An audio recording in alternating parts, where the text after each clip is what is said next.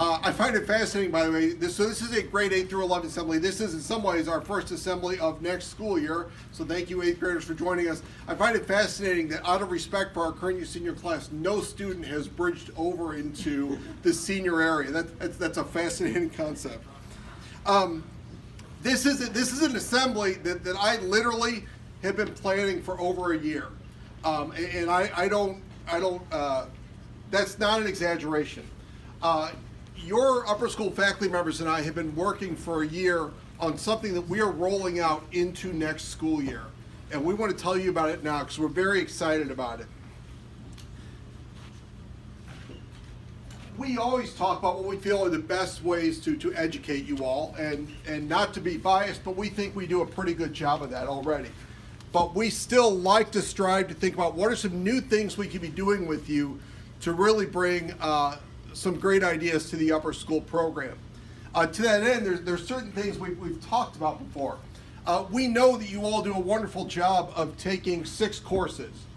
There's value to that because there's a lot of things we want you to have access to before you graduate out of here. We also recognize, however, that when you're taking 6 courses at a time, that can be a little demanding. On a day when you have to go to all 6 courses, you have to change focus a lot of different times. So wouldn't it be nice to have one point in time in the year when you can really just focus on one course or one idea rather than bouncing back and forth between classes? We think it's also important that we try to push interdisciplinary learning. We love it when you as students help us make connections in your classes to other things that you're learning. That brings us great excitement because I, as a math teacher, while I love math, I also love to be able to connect math to other areas of life and education. And that's just an example of what interdisciplinary learning is. We think it's also important to have experiential learning, to be able to experience things. You all do a wonderful job of playing an active role in your education. None of our classes here are the types of classes that are common in other schools where the teacher is the one doing the majority of the talking and students are just sitting there passively soaking it all in.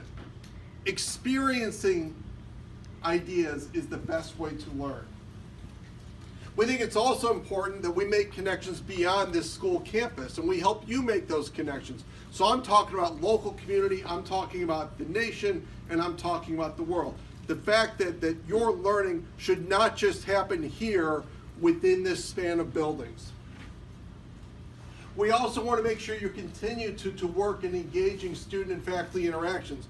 We know that each of you has some really strong friendships here at Elgin Academy. And my assumption is you enjoy learning with those friends. We want to make sure that you feel that you're able to connect with every student in the upper school at some point in time during your 4 years here. Likewise with your teachers. You are going to graduate from the upper school not having had some teachers, simply because you're not involved in their subject areas. World languages is a place where that commonly happens. We would love for you to be able to interact with teachers who you don't normally get to interact with on a regular basis. And so we threw all of that together. We looked out there to see what are some other schools doing, and we've come up with a program that we're calling the January term.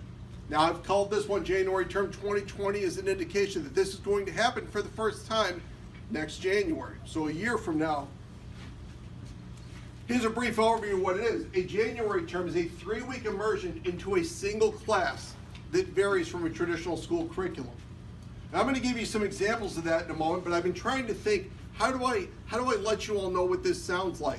If I go to the experiences you've had so far, I know a number of you, probably the past 2 or 3 years, have been involved in middle school exploratories. Am I correct? Mm-hmm. For those that had never been in a middle school exploratory, an exploratory are classes that students take on Wednesday afternoons where you're engaged in something that's beyond the scope of a typical school curriculum. Imagine if you came to school for 3 weeks in January and all you did was exploratory. You didn't take any regular classes. That's an overview of what a January term is. Now, I'm going to give you some examples of what potential January term classes might be. Please do not hold me to these. These are not finalized. Your faculty, your teachers, and I are working to figure out what courses we're going to offer to you next year. But I want to give you some examples to try to help you make more sense of this. Let's say you're a student that is really passionate in the area of fine arts. Perhaps there could be, well, I got ahead of my slides. I'm so excited. Perhaps there could be a January term course focused on fine arts in the Chicago area. You'd be able to explore a variety of fine arts opportunities in the local region. Off-campus experiences might include visits to museums, art studios, and performances. Students would have an opportunity to engage with fine arts professionals and learn more about potential jobs and avocations connected to the art world. Students would also create their own works of art. That's all you would do for 3 weeks. Maybe your passion is baseball. Students and faculty could delve into a study of baseball from its inception through important social changes up to the current day. You'd have the opportunity to learn about the history and the great players in baseball, both from the past and the present. You'd have an opportunity to delve into the mathematics of baseball, because statistics is how we compare baseball players to each other across the ages.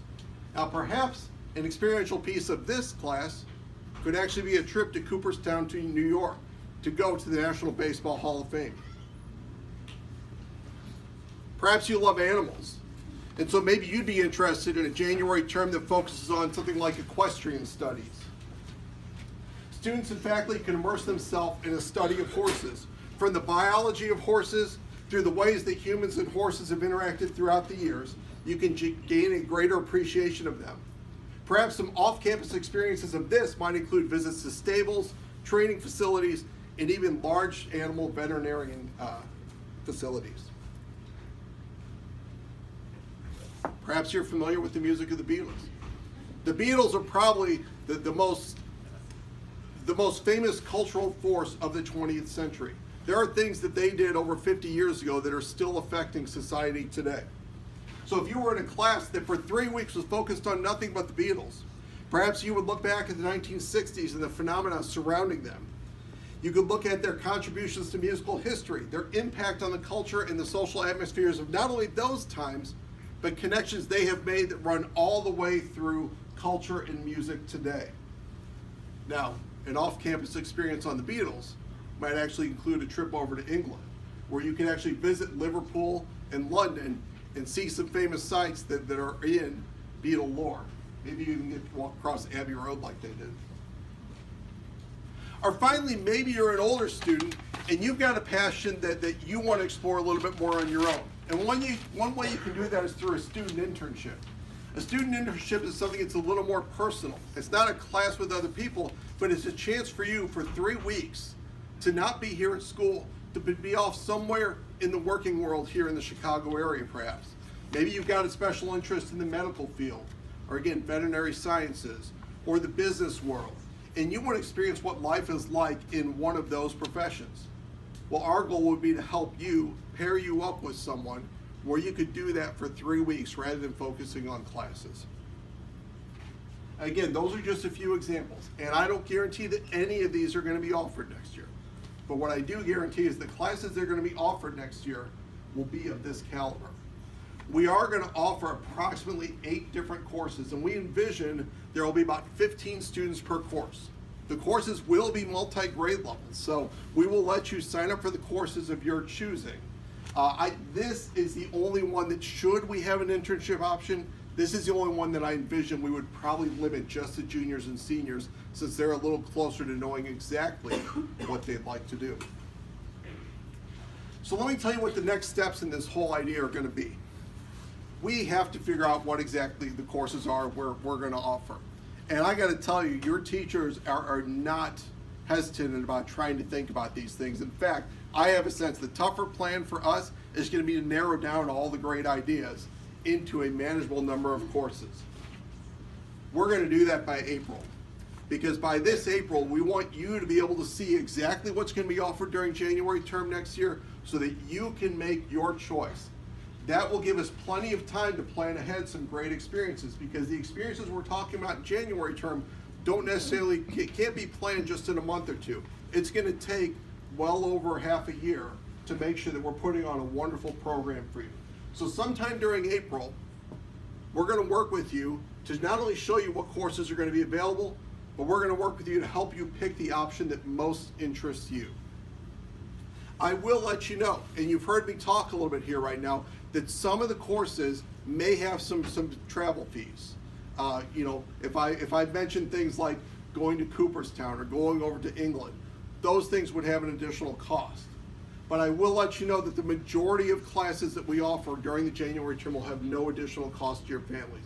There will be plenty of options that will equally be valuable to anybody taking a January term course. Everyone will walk away with satisfaction in the course they choose. So you may be wondering, what does next school year look like? Does this mean the school year is going to get 3 weeks longer? And the answer is no. We're going to start school right about the same time we always do. We don't know the exact date yet, but it'll be sometime late in August. Now, we do have to make some adjustments in order to make January term happen. And so the first thing you're going to see at the beginning of the school year is, instead of having trip week, we will work on the grade level bonding that happened during trip week. And as of now, we will look to do some sort of single day experiences that each grade level will have a say in what they do. And I know for some of you, you may look at that and say, gosh, I really like trip week. And you know what? I like trip week too. But you got to trust me on this. We would not replace trip week unless we knew we were replacing with something even better. And I guarantee you, January term is even better. Trust me, and if you don't, you're welcome to come talk to me about it. So here's how the rest of the year looks. We get to December, just like this past December, we have final exams for winter break. In fact, that move that was made a couple years ago by Mr. Hanford, who I think has never let you forget that he's the one that made that move. And it was a good move, by the way, to have finals for winter break. That actually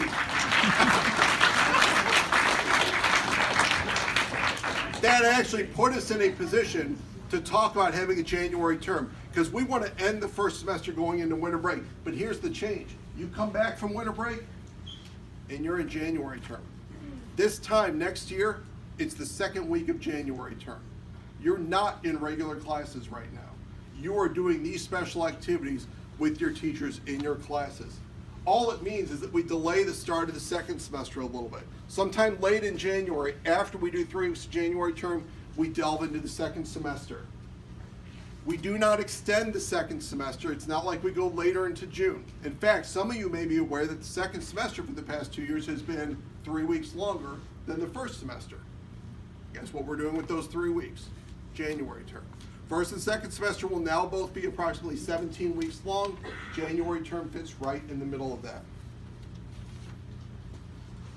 I'm going to tell you a couple more things about January term. Obviously, you're going to leave out of here with some questions, and I'm going to give you an opportunity to ask those questions, not necessarily right here, right now, but you'll see the way I'm going to get your feedback. But I thought about a couple things I wanted to make sure I get out to you.